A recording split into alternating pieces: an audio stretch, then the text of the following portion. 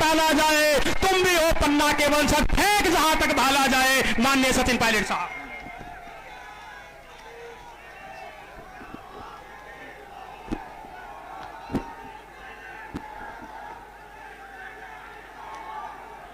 Akhil Bharatiya Congress committee के Akhil Bharatiya Congress committee के सचिव, प्रदेश के प्रभारी सम्माननीय तरुण कुमार जी, चाकसू से विधायक सम्माननीय वेद प्रकाश सोलंकी साहब, पूर्व मंत्री और दौसा से विधायक मौलाना मीना जी, बांदीकुई विधायक जिया खटाना साहब, निवाई से विधायक सम्माननीय प्रशांत बैरवा जी, बयां से विधायक अमर सिंह जाटव साहब, इंद्राज गुजर साहब, श्रीमती इंदिरा मीना जी, मनीष यादव जी, सुभाष मील साहब, राकेश बोयत जी, अभिमन्यु पूनिया जी, बालिंदु जी, महेंद्र खेड़ी जी, अनिल चोपड़ा जी, हरीश यादव साहब और इस कार्यक्रम के आयोजन समिति के अध्यक्ष जुगल किशोर साहब और समस्त समिति के कार्यकारिणी के सदस्यगण, कमलेश बैरवा साहब, राजेंद्र गुजर साहब, शिव प्रकाश जी, शंकर मीणा जी, नौजवान दोस्तों, आदरणीय बुजुर्गों, माताओं, बहनों, नौजवान साथियों, सबसे पहले मैं समिति के सभी सदस्यों को, क्षेत्रीय विधायक वेद सोलंकी जी को और चाकसू क्षेत्र के सभी नागरिकों को बहुत बहुत बधाई देना चाहता हूं, आपका अभिनंदन करना चाहता हूं कि आज वाल्मीकि जयंती पर हम सबको एक पुण्य का काम करने का आपने मौका दिया। साथियों, आज हमारे समक्ष जिस मूर्ति का अनावरण हम सब मिलकर करने जा रहे हैं, ये मूर्ति बाबा साहब अंबेडकर की मूर्ति है और ये बात सच है कि अंबेडकर साहब की मूर्ति देश और दुनिया में हजारों लाखों लगी होंगी, लेकिन मुझे इस बात का फक्र है, गर्व है कि राजस्थान में अष्टधातु की सबसे बड़ी मूर्ति पूरे प्रदेश में कहीं लग रही है तो चाकसू में लग रही है, आप सबके सहयोग से लग रही है। मूर्ति लगाने का उद्देश्य, मूर्ति लगाकर जिस विचारधारा को प्रचलित करने का संकल्प हम लोगों ने लिया, उसके बारे में भी आपका जानना बहुत जरूरी है।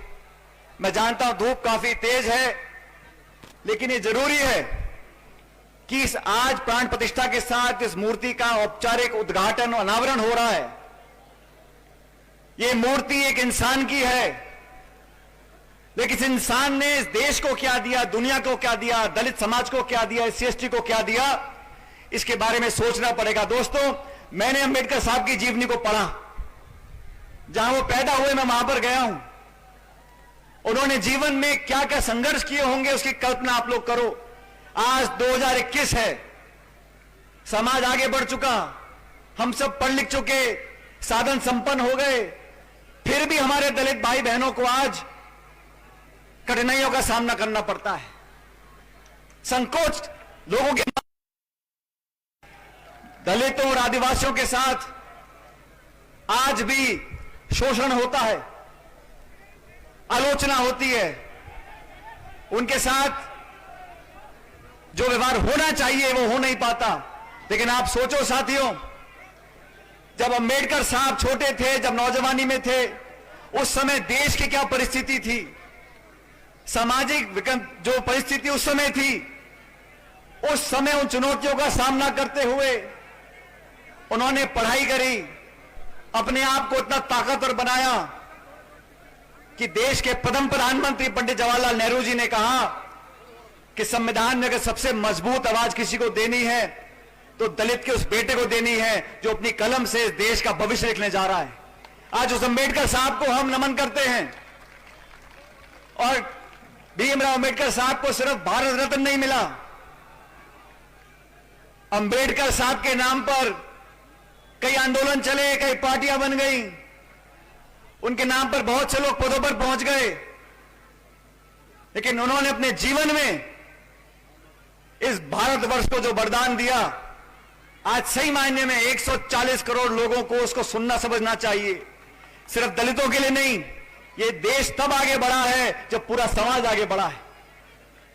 हम लोगों को अलग अलग कर बांट कर आगे बढ़ना चाहेंगे तो देश आगे नहीं बढ़ सकता।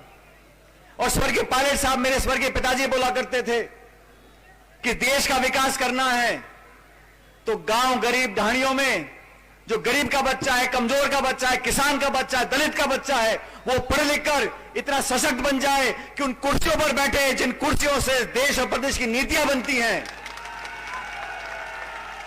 सिर्फ चुनाव जीतने से, पद लेने से एहसास नहीं होता। अपने हाथों से कलम जो हम लिखते हैं, वो नीति निर्माण जो करते हैं, उन लोगों के दिल में वो दुख और दर्द होना चाहिए दलितों के प्रति, आदिवासियों के प्रति, किसानों के प्रति, गरीबों के प्रति, नौजवानों के प्रति। वही लोग इस देश को सही दिशा में ले जा सकते हैं। आज मुझे बड़ा दुख होता है, भाजपा की सरकार केंद्र में है, किस प्रकार के भाषण दिए थे।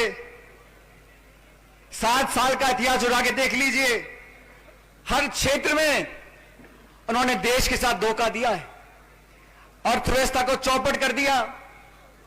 महामारी में हजारों लाखों लोग मर गए, चिंता वाला कोई व्यक्ति सामने नहीं आया, जिम्मेदारी लेने वाला व्यक्ति कोई सामने नहीं आया।